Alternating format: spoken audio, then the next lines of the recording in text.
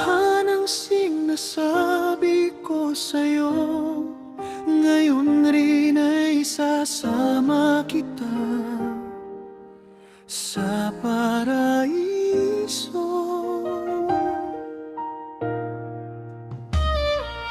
Narinig na ba natin ang ikalawang wika ni Jesus sa krus? Sa kasama niyang magnanakaw na ang pagsisisi ay lubos.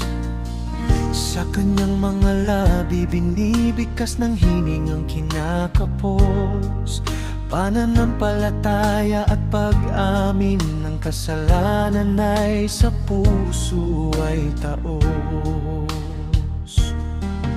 Ramdam ng Panginoon ang taos, pusong pagsisisi. Pananampalataya ng makasalanan ay siya mismo ang nakasaksi.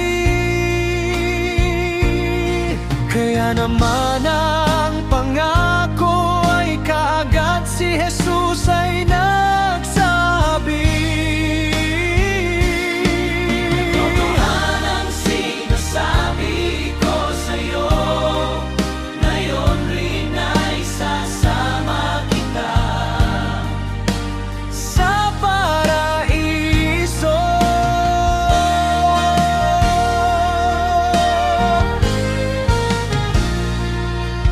Sa nakita at narinig natin na pangyayari, kahit sino ka man na isang makasalanan, kung ikaw ay taos pusong amin at magsisisi, si Jesus mismo ang nangako at nagsasabi.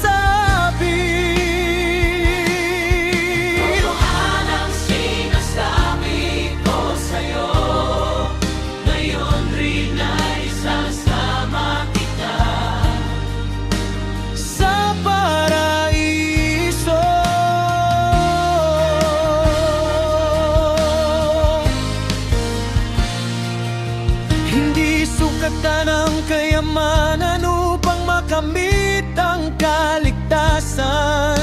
Hindi ring basihan ang maging laman ng simbahan.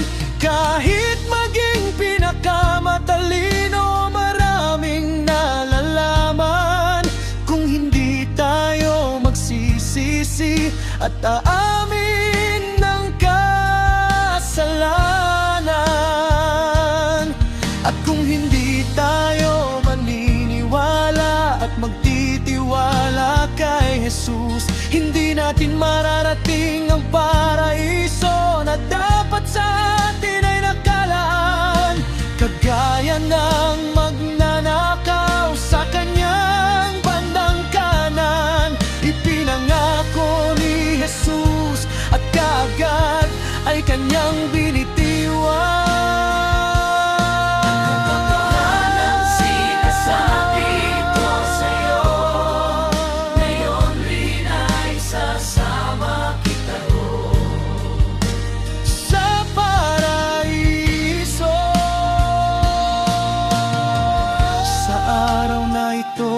Dapat nating simulan, taos pusong pagsisisi at pag-amin ng kasalanan. Ibulong mo kay Jesus at magtiwalang lubusan.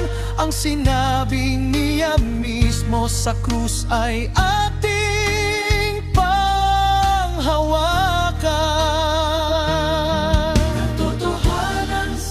Sabi ko sa'yo, ngayon rin ay sasama kita sa paraiso. Huwag ka nang mag-alinlangan, kaibigan.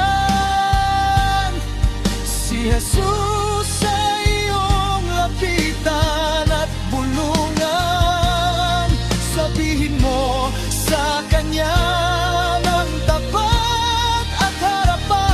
Panginoon, ako rin po ay isang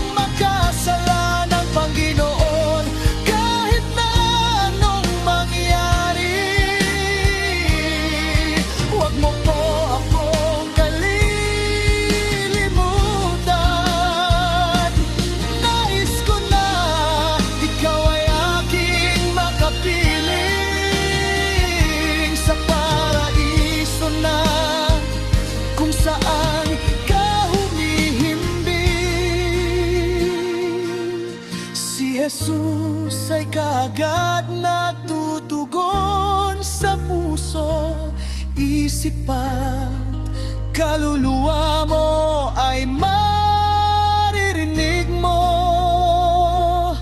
na ibinubulong niya sa'yo ang pangako na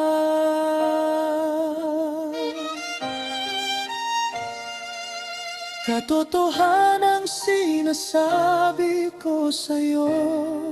Ngayon rin ay sasama kita sa paraiso.